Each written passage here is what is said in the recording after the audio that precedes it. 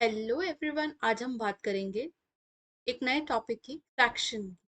Fraction एक बहुत important topic है और हर एग्जाम के लिए इंपॉर्टेंट है, जिसमें भी आपको मैथ्स आनी है, चाहे वो टीजीटी पीजीटी हो, एसएससी हो या कहीं भी हो।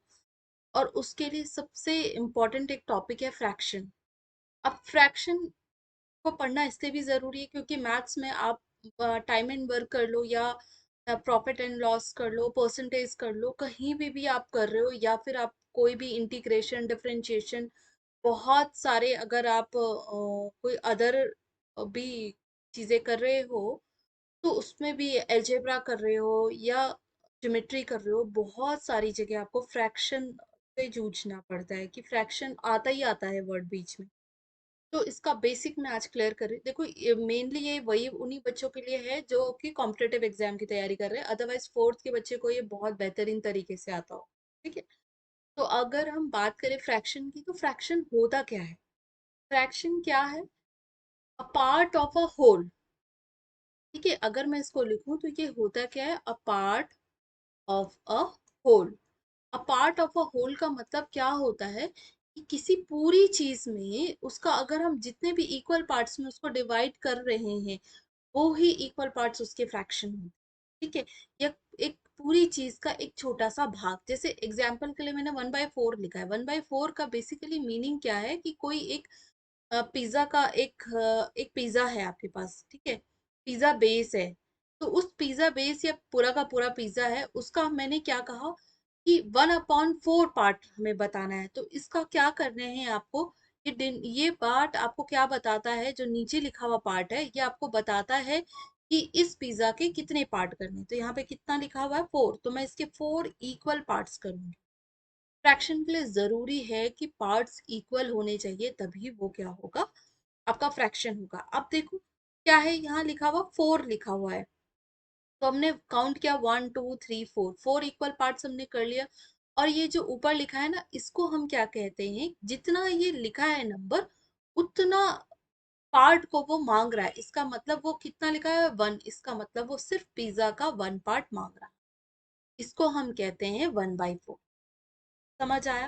तो फ्रैक्शन क्या है? इस पूरे का एक भाग है। अब वो एक ही भाग नहीं है, मतलब कोई भाग है वो। ठीक है। तो अब देखो कि बेसिकली मैंने ये 1/4 लिखा। तो बेसिकली इस ये जो ऊपर लिखा हुआ नंबर है ना, 1, इसको हम कहते हैं क्या? इसको हम कहते हैं न्यूमरेटर। और जो नीचे लिखा हुआ नंबर है, उसको हम कहते हैं डिनोमिनेटर।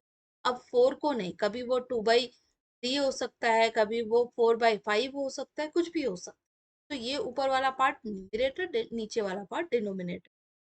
ठीक है। अब ऐसे ही अगर मैं 3/4 की बात करूं, तो मैंने एक और पिज्जा बनाया और उसके भी मैंने क्या किए? पार्ट्स किए। अब मैं फिर से सोचने लगी कितने पार्ट्स करूं, तो नीचे जितना लिखा हुआ होगा उतने आपको इक्वल पार्ट्स करने। इसमें भी 4 ही लिखा हुआ था, तो मैंने 4 इक्वल पार्ट्स कर दिए। लेकिन अभी चाहिए कितने? उसने लिखा 3/4। 3/4 मतलब वो कितना चाह रहा है? ये तो 1/4 था। अगर मैं इसी इसको शेड करती तो सिर्फ 1/4 आता। अब मुझे क्या करना पड़ेगा? ऐसे सिमिलरली मुझे 3 बॉक्सेस को शेड करना पड़ेगा। 1 2 3। कि ये भी 1/4 है, ये भी 1/4 है। तो 1/4 प्लस 1/4 प्लस 1/4 आपका कितना आ जाएगा? 3/4। तो ये आपका फ्रैक्शन हो गया 3/4। राइट। अब आपको ये भी क्लियर हो गया होगा न्यूमरेटर क्या होता है, डिनोमिनेटर क्या होता है। ठीक है। अब इसके बाद हम बात करते हैं प्रॉपर फ्रैक्शन की। फ्रैक्शन भी दो तरीके से होते हैं, प्रॉपर और इम्प्रॉपर फ्रैक्शन। प्रॉपर फ्रैक्शन क्या होता है? जिसमें न्यूमरेटर, फिर से मैं यहाँ पे लिख देती हूँ, जिसमें कि न्यूमरेटर लेस होता है। किससे? डिनोमिनेटर से। अब अगर वो न्यूमरेटर डिनोमिनेटर से छोटा है, फॉर एन एग्जाम्पल 4/5, तो इसको हम हमेशा क्या कहेंगे कि ये एक प्रॉपर फ्रैक्शन है, और आप इसको मेंशन कर सकते हो।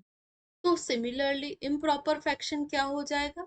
जिसमें आपका न्यूमरेटर ग्रेटर हो, किससे? डिनोमिनेटर से। अब एक क्वेश्चन ये आता है कि हम इसे रिप्रेजेंट कैसे करेंगे अगर ये बड़ा हो जाएगा? फॉर एन एग्जाम्पल 5/4 ही लिख दिया मैंने। 5/4 लिखा।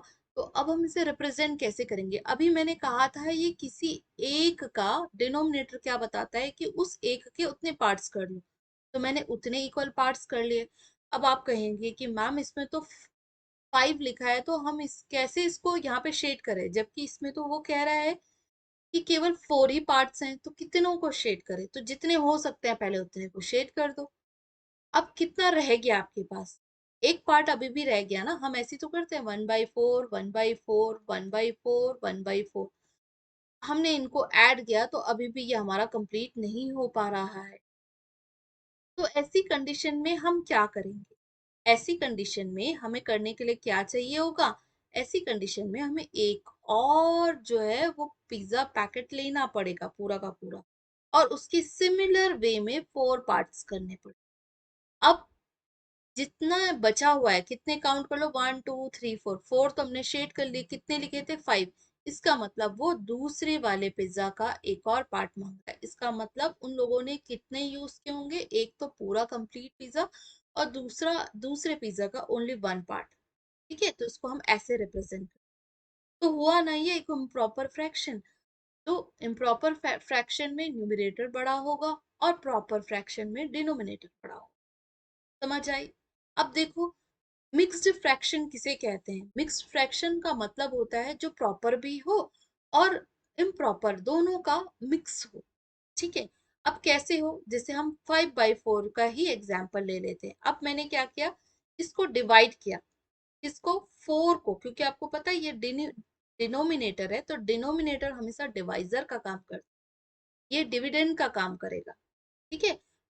तो आप में डिवाइड करो, 4 बन जा, क्या हो जाएगा, 4। कितना रिमाइंडर बचा, 1 रिमाइंडर बचा। तो अब इसे लिखने का क्या तरीका होता है? देखो, इसको लिखने का तरीका होता है कि जो क्वेश्चन है ना उसको पहले लिख दो, फिर जो रिमाइंडर है उसे ऊपर लिखो, और डिनोमिनेटर जो आप जिससे आपने डिवाइड किया, ये डिवाइजर जो है वो यहाँ पे आ जाता है। समझ आया? तो अब देखो ना, ये पार्ट क्या हो गया, ये पार्ट आपका हो गया प्रॉपर फ्रैक्शन। और इसको आप वापस से लिखोगे जब, तो ये वापस से आप इसे सॉल्व करोगे। तो हम सॉल्व कैसे करते हैं? तो अगर मैं वापस से सॉल्व करना चाहूँ और 5/4 लेके आना चाहूँ, तो आपको पता है हम क्या करते हैं, इसको 1/4 अगर लिखा हो तो हम क्या करते हैं, इन दोनों की मल्टीप्लाई करते हैं। 4 बन जा 4, और इसमें जो रिमाइंडर होता है उसको ऐड कर देते हैं, यहाँ मल्टीप्लाई यहाँ ऐड, 4 बन जा 4, कितना हुआ, 4+1 अपॉन डिनोमिनेटर सेम रहता है 4, तो कितना आ गया वापस, 5/4। तो ये देखो वापस इम्प्रॉपर फ्रैक्शन आ गया ना। तो बेसिकली इम्प्रॉपर फ्रैक्शन को लिखने का दूसरा तरीका ही मिक्स्ड फ्रैक्शन है। हम इसे ऐसे नहीं कहेंगे कि इम्प्रॉपर और प्रॉपर का मिक्सचर है। ठीक है। ये क्या है, इम्प्रॉपर को लिखने का दूसरा तरीका है mixed fraction. I think clear हो गया होगा। और यही हमने शेड भी किया, देखो इसमें यूज हो रहा है ना, एक तो पूरा यूज हो गया और दूसरा 1/4। ठीक हो गया, आई थिंक ये क्लियर हो गया होगा।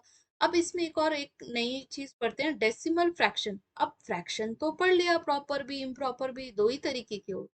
पर डेसिमल फ्रैक्शन क्या होता है? डेसिमल फ्रैक्शन एक ऐसा फ्रैक्शन है जिसमें डिनोमिनेटर हमेशा 10 की पावर में, जरूरी नहीं है कि 10 ही हो, 10 की पावर में हो। लाइक 5/, कहीं पे 10 लिखा हुआ है, कहीं पे 3/100 लिखा हुआ है, या कहीं पे 4/1000 लिखा हुआ है। तो आप देख रहे हो ना, इसका डिनोमिनेटर क्या है, 10 की पावर में भी लिख सकते हो।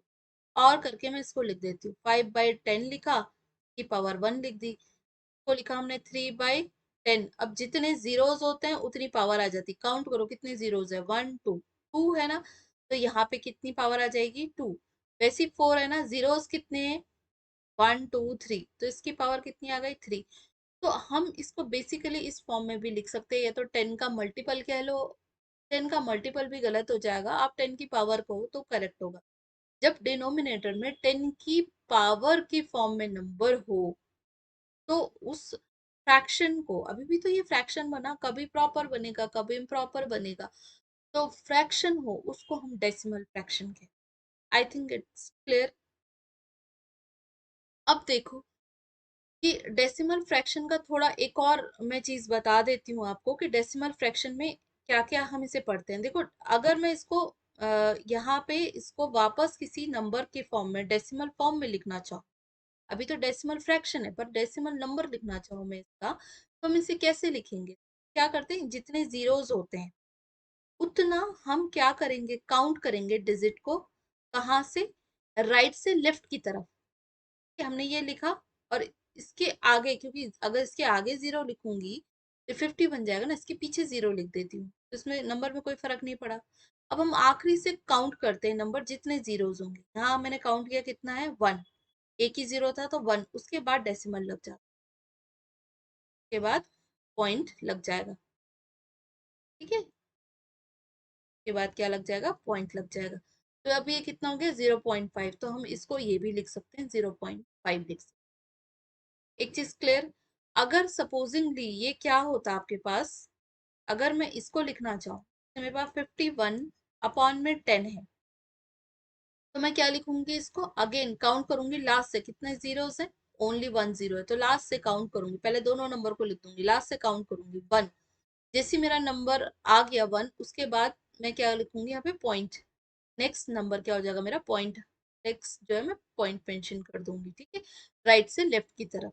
जरूरी नहीं है यहाँ पे 1 हो, यहाँ पे 2 भी हो सकता है। ठीक है, 52/10 होता तो भी मैं इसे क्या लिखती, 5.2 लिखती। ठीक है, वैसे ही अगर यहाँ पे 100 है, जैसे 52/100 है, तो आप क्या लिखोगे, 1 2 जीरो काउंट करोगे और यहाँ से डिजिट काउंट करोगे 1 2, उसके बाद आप पॉइंट लगा दोगे। ये इस तरीके से हम इसको डेसिमल नंबर्स में भी कन्वर्ट करते हैं। अब क्या होता है कि हम के ऐसे अगर हम पूछे कि इसमें कितने डेसिमल प्लेसेस हैं, इस नंबर में कितने डेसिमल प्लेसेस हैं, तो डेसिमल का ये जो सिंबल है पॉइंट, इस पॉइंट के बाद जितनी डिजिट्स हों ना, वो आपका इस नंबर का डेसिमल प्लेसेस होता है। ठीक है, तो इसमें कितने डेसिमल प्लेसेस हैं, इसमें 1 है। इसमें मैं पूछू डेसिमल प्लेस कितने हैं, तो इसमें कितने होंगे, 2 डेसिमल प्लेसेस। ठीक हो गया। अब इनको देखो, इसको इतनी डिटेल से इसलिए बता रही हूँ क्योंकि अभी आपके काम आएगा ये, जब जब भी आप कोई कैलकुलेशन कर रहे हो तो उस कैलकुलेशन को करते समय बहुत हेल्प करेगा। अब जैसे देखो, कभी आपको 51 है सपोजिंगली, इसको आपको 10 से मल्टीप्लाई करना है, तो आपको पता है कितना आ जाता है, 51 और 0 ये आ जाएगा। ठीक है, लेकिन अगर ये वही मैं 5.1 से 10 की मल्टीप्लाई करूं, तो पहले ओपन एक्सपेंड करके देखते हैं कितना होगा। 5.1 को हम क्या लिखते हैं, अभी हमने ऐसे करके देखा था, तो हम इसको 51/10 भी लिख सकते हैं। मैं जब करती हूँ तो मैं ऐसे करती हूँ, इसको हटा दिया। ठीक है, और अपॉन में उतने जीरोस आ जाते हैं जितने पॉइंट के बाद नंबर होते हैं। सिंपल सी बात। ठीक है, तो ये कितना आया आपके पास, 51/10 आया। ठीक है, अब जैसे ये 51/10 आ गया, तो अब हम क्या करेंगे, तो दोबारा से मैं ये भी लिख देती हूँ। कितना लिखेंगे, 51/10 लिख दिया, और अब क्या कह रहे हैं, मल्टीप्लाई में 10 है, इसका मतलब ये जीरो से जीरो कैंसिल, आंसर कितना आ रहा है, 51 आ रहा है। दोनों में डिफरेंस है देखो, बहुत ज्यादा।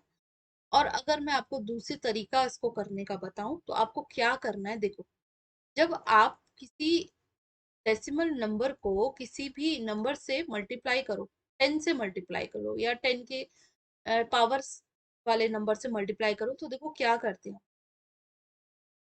ये जो नंबर है ना, जब मल्टीप्लाई करते हैं तो ये लेफ्ट से राइट की तरफ ये पॉइंट शिफ्ट हो जाता है। क्या होता है, लेफ्ट से राइट की तरफ। देखो, इनका पहले दोनों का मल्टीप्लाई कर दिया, वो इतना आएगा, अब ये पॉइंट क्या होगा, लेफ्ट से, अब ये यहाँ पे था पॉइंट, लेफ्ट से एक डिजिट आगे, जितने जीरोस होंगे उतने डिजिट आगे बढ़ जाएगा। कितने आगे बढ़ेगा, ये एक ही डिजिट है ना इसके बाद, तो ये कितने जीरोस हैं उसको देखते हुए, कितने जीरोस हैं यहाँ पे, एक जीरो है, तो ये एक आगे बढ़ जाए। ठीक है, अब जैसे यही चीज अगर इसमें होती, देखो 5.12 है सपोज, और यहाँ पे 10 है, तो आप इसको पहले सिंपल सा कर लो। अगर आप खुद से इसको एक बार एक्सपेंड करके करते हैं तो वो देखते हैं। ठीक है, मैंने इसको एक्सपेंड करके किया, तो हम क्या लिखेंगे इसको, 512/100 लिखेंगे इंटू 10। 0 से 0 कैंसिल हो गया, कितना आएगा, 512/10 आएगा। ठीक है, इसको मैं अब पॉइंट में मेंशन करूंगी, तो मैंने क्या बताया था, राइट से काउंट करो, कितना आएगा, 51.2 आ जाएगा। राइट, अब इसी को डायरेक्ट करके देखते हैं, क्योंकि हमारे पास इतना टाइम नहीं होता। अगर आप किसी एसएससी या बैंकिंग की तैयारी कर रहे हो तो बिल्कुल टाइम नहीं होता आपके पास कि आप कैलकुलेशन को बिल्कुल डिटेल से कर रहे हो। तो उसके लिए शॉर्टकट था, जैसे मैंने इसके लिए शॉर्टकट बताया आपको कि अगर आप 10 से मल्टीप्लाई, 10 से सिर्फ ओनली 1 0 है आपके पास, अगर आप इससे मल्टीप्लाई कर रहे हो तो ये जो है एक राइट की तरफ शिफ्ट हो जाएगा, क्या पॉइंट। वैसे इस वाले कंडीशन में क्या होगा, अभी भी आप एक ही 0 से कर रहे हो ना, तो थोड़ा सा आगे ये शिफ्ट हो जाएगा। और कितना हो जाएगा, देखो 0.12 into 10 कर रहे हैं, तो कितना हो गया एक, ये सिर्फ एक डिजिट आगे बढ़ाओ तो ये आपके पास इतना आंसर आ गया। अगर यही चीज 5.12 को आप 100 से कर रहे होते मल्टीप्लाई, अब कितने जीरोस आ गए, दो, तो ये क्या होगा, दो डिजिट आगे बढ़ जाएगा। इसका मतलब 512 अब इसके आगे कुछ है नहीं तो हम खुद से जीरो लगा सकते, या फिर सिर्फ इतना भी लिखोगे तो भी आंसर करेक्ट है। ठीक हो गया। तो इसमें मैंने थोड़ी सी बस बेसिक चीजें करी। अगर आपको पॉज करके देखना है दोबारा से देखो, मैं इसको हटा करके आगे का और जो है वो कैलकुलेशन आपको बताती हूँ हम क्या करना चाह रहे हैं। जैसे देखो अब क्या है, अब नेक्स्ट टॉपिक है हमारे पास लाइक फ्रैक्शन। कि लाइक फ्रैक्शन आखिर होता क्या है। तो लाइक फ्रैक्शन बेसिकली क्या होता है, जिसमें कि डिनोमिनेटर सेम हो। इसका मतलब लाइक फ्रैक्शन के लिए आप कंपैरिजन करते हैं एक से ज्यादा फ्रैक्शन का।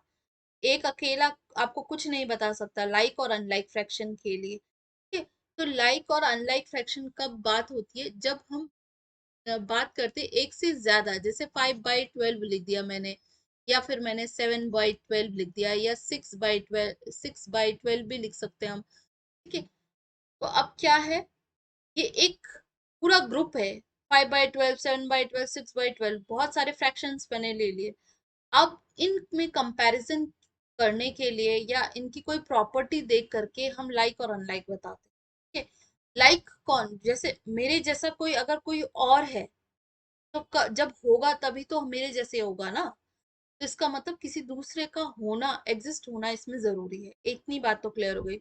मिक्स फ्रैक्शन प्रॉपर इम्प्रॉपर के लिए किसी और की जरूरत नहीं थी, वो अपनी प्रॉपर्टी खुद बताता है। जैसे प्रॉपर बता रहा था कि जो डिनोमिनेटर है वो बड़ा होना चाहिए, इम्प्रॉपर बता रहा था न्यूमरेटर बड़ा होना चाहिए। उसी तरीके से लाइक और अनलाइक के लिए आपको क्या करना होगा, एक से ज्यादा मेंबर की जरूरत होगी। अब यहाँ देखो क्या प्रॉपर्टी आपको दिख रही है, मैं देखूं तो मुझे 12 12 12, दैट मीन्स 12 12 12 रिपीट दिख रहे हैं।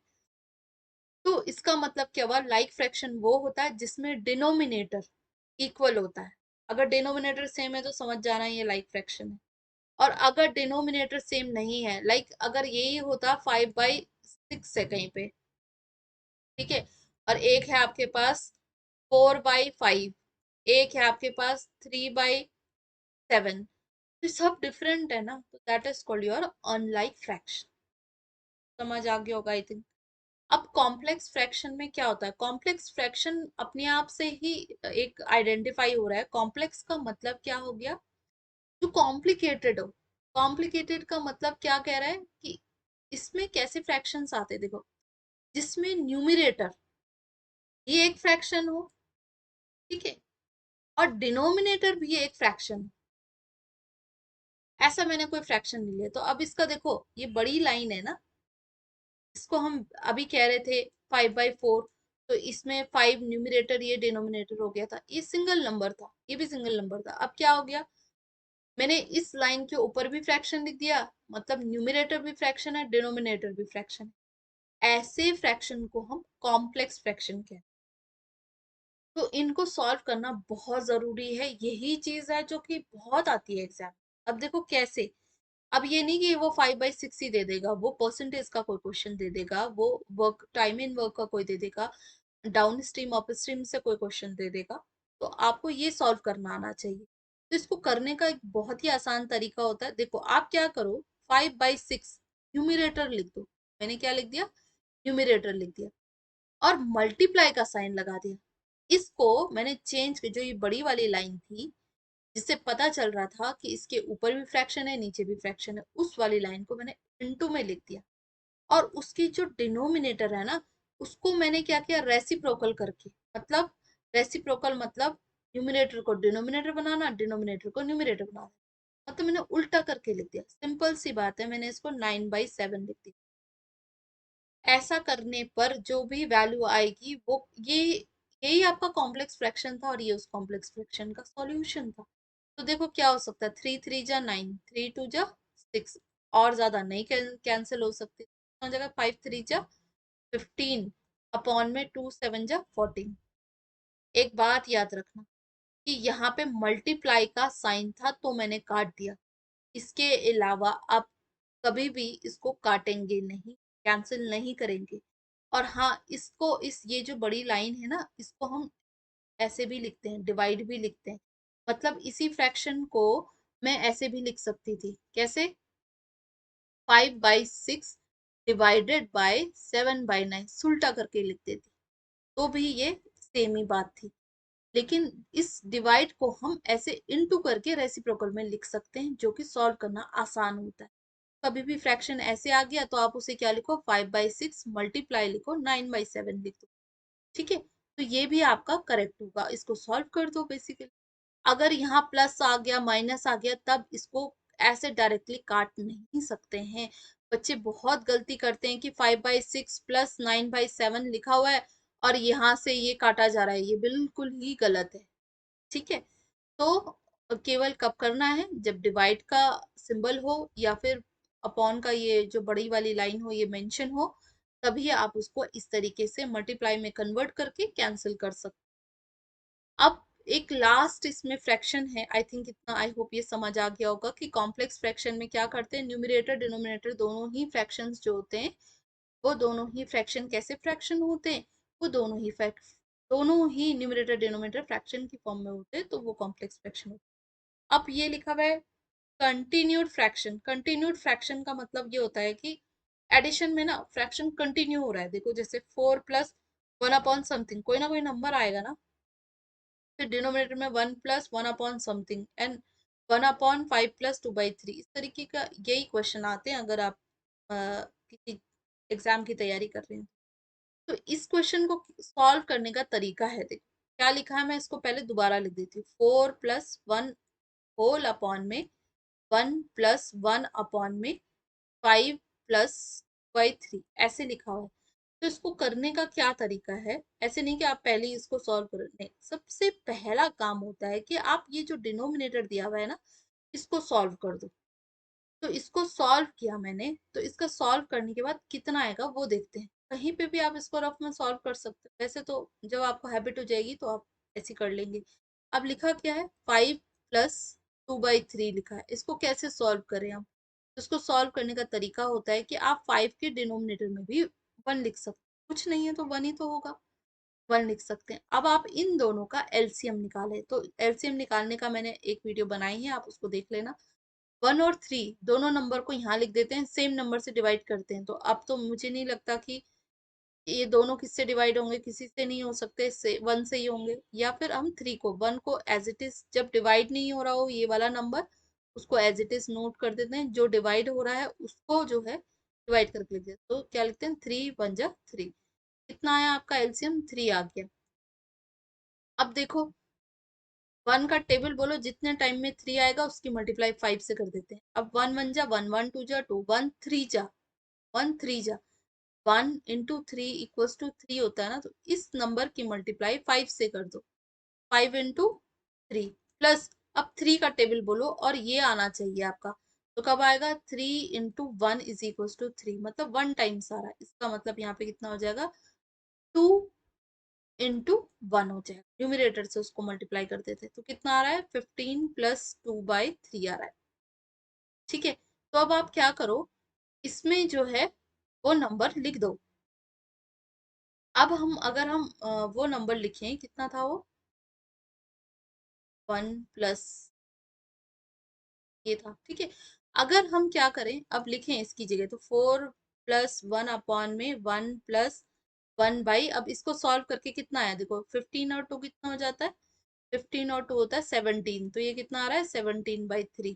तो यहाँ लिख दो आप 17/3। अब देखो बड़ी लाइन के नीचे एक फ्रैक्शन आ गया, अभी हमने बताया ये क्या बन गया, कॉम्प्लेक्स फ्रैक्शन बन गया, तो इसको हम क्या करते हैं, बड़ी लाइन को इंटू करके लिख देते हैं। तो ऐसे सॉल्व कर दो कहीं पे, 1/17/3, तो मैं हम क्या लिखेंगे, 1 इंटू, बड़ी लाइन को इंटू लिखा, इसको रेसिप्रोकल 3/17 मल्टीप्लाई कर दो, तो 3 बाई कितना आ रहा है 17। तो मैं इस पूरे की जगह अब क्या लिख सकती हूँ, मैं लिख सकती हूँ 1 + 1/1 प्लस, इस पूरे की जगह हम क्या लिख सकते हैं, 3/17 लिख। अब जब मैंने 3/17 लिखा ना, फिर क्या करो, देखो फिर सेम आपके पास बन गया, जब कुछ नहीं होता डिनोमिनेटर में 1 लिख दिया करो। तो अगेन इसको आप क्या करो, कहीं पे रफ में सॉल्व कर लो, जब हैबिट हो जाएगी तो आपको कोई ऐसा अलग से निकालने की जरूरत नहीं पड़ेगी। 1 + 3/17 लिखा, तो इसके नीचे भी 1 लगा दो। अब हमेशा याद रखना, 1 के साथ अगर 17 है तो 17 ही आएगा, क्योंकि आपने यहाँ पे करके देख लिया ना, 3 ही आया, वैसे 17 ही आता है। तो अब कितना हो जाएगा, 1, न्यूमिनेटर वाला 1 है, इंटू 117 जो 17 होता है ना, 1 × 17 = 17 होता है। तो ये जो बीच वाला नंबर होता है ना, उसकी मल्टीप्लाई न्यूमिनेटर से हो जाती है, वैसे ही इसमें 3 × 1 हो जाएगा। तो मेरे ख्याल से ये 17 + 3/17, 17 +3 कितना होता है, 20/17 होता है। तो इसका मतलब इन पूरे की जगह हम क्या लिख सकते हैं, 4 + 1/20/17। फिर से ये बड़ा सा कॉम्प्लेक्स आ रहा है, तो कॉम्प्लेक्स के लिए क्या करना पड़ेगा मुझे, हम क्या करेंगे, अगेन इसको रेसिप्रोकल करके लिखेंगे, कहीं साइड में मैं सॉल्व करके तब लिखूंगी, यहाँ ऐसे नहीं कि मैं डायरेक्टली लिख रही हूँ, बहुत ज्यादा अभी स्टार्टिंग में मिस्टेक होने की चांसेस होते हैं, तो इसलिए आप क्या करो, 1/20/17 लिखो। अब ये बड़ी लाइन के नीचे है ये, इसको वापस से 1 × रेसिप्रोकल करके लिखना पड़ेगा। ये हो गया, तो ये 17/20, मतलब मैं डायरेक्टली इसको 17/20 लिख सकती, फिर से ये बन गया। इसको अगेन आप सॉल्व करो, कितने को, 4 + 17/20 को, तो कितना आ रहा है, 4 + 17/20। इसको सॉल्व करेंगे, 1 अगेन से 20 आएगा एलसीएम। अब 4 × 20 कर रहे हैं हम, प्लस 17 × 1 कर रहे हैं, ठीक है। तो 4 × 20 जा कितना होता है, आई थिंक 80, 4 × 2 = 8, 80 हो गया, प्लस 17 अपॉन में कितना होगा, 20। अब आप जरा इसको ऐड करोगे तो कितना आएगा, 97/20। तो इसका आंसर कितना हो रहा है, 97/20। अगर डिवाइड हो रहा है किसी चीज से तो ठीक है, नहीं तो ये आपका आंसर करेक्ट है। ठीक हो गया, तो ये आपका आंसर होगा, ठीक है। तो इतना ही था फ्रैक्शन के लिए, आई होप समझ आया होगा। Thank you so much.